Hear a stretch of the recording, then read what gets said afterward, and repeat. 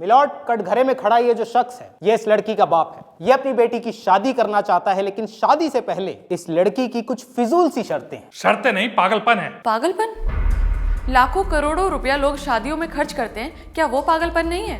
पिता अपनी घर की लक्ष्मी दे और दहेज भी, क्या ये पागलपन नहीं है?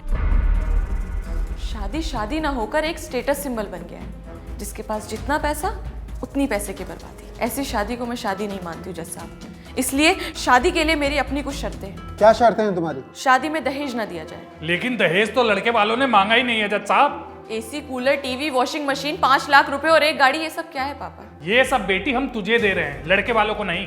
ये आप इसीलिए कह रहे हैं ताकि समाज आपको ये ताने ना दे कि आपने खाली हाथ अपनी बेटी ससुराल भेजी। और क्या शर्तें हैं तुम्हारी? शादी के कार्ड ना छपवाए जाएं, केवल घर परिवार के लोग ही शामिल हो, और उनके लिए कार्ड छपवाने की कोई जरूरत नहीं है। उनको न्योते और भी तरीकों से भेजे जा सकते हैं। और क्या शर्तें हैं तुम्हारी? शादी किसी बैंक्वेट हॉल में ना कराई जाए, किसी मंदिर या साधारण से आश्रम में हो। इसकी कोई खास वजह? वजह सीधी है जज साहब, बैंक्वेट हॉल में डीजे होता है, वहां पर लोग नाचते हैं, गाते हैं, शराब पीते हैं और लड़ाई झगड़े करते हैं। मंदिर में ये सब नहीं होता। वहाँ डीजे का शोर नहीं होता, वहाँ घंटियों की मधुर ध्वनि होती है। वहाँ पर शराब नहीं होती, वहाँ प्रसाद होता है। लड़ाई झगड़े नहीं होते, आस्था होती है।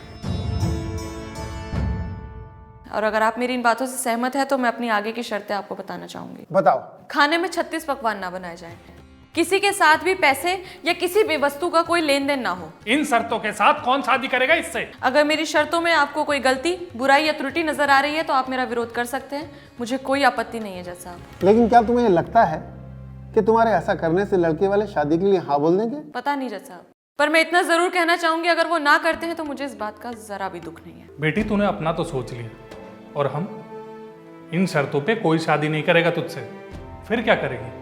जिन लड़कियों की शादी नहीं होती, क्या वो कुछ नहीं कर सकती हैं पापा? ये सामाजिक संतुलन की एक सीढ़ी है जज साहब, और मैं कोर्ट से ये अपील करना चाहूंगी कि शादी के लिए कुछ ऐसे नियम, कुछ ऐसे कानून बनाए जाएं जिससे समाज की ये कुरीतियां खत्म हो। पहले भी लोगों ने सामाजिक व्यवस्था को बदलने के प्रयास किए हैं और उन्हें पागल घोषित कर दिया गया, पर आज उन्हीं प्रयासों को, उन्हीं बदलावों को सही ठहराया गया है। शायद, हो सकता है मैं भी उन पागलों में से एक हूं जज साहब। That's all my Lord.